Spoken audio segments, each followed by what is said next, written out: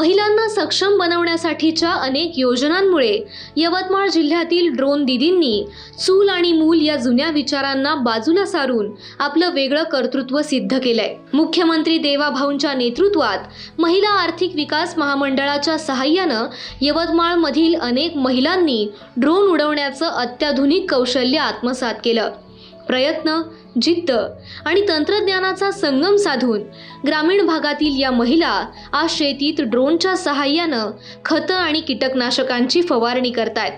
शेतीला आधुनिक रूप देत त्या आपल्या मातृभूमीची सेवा करतायत।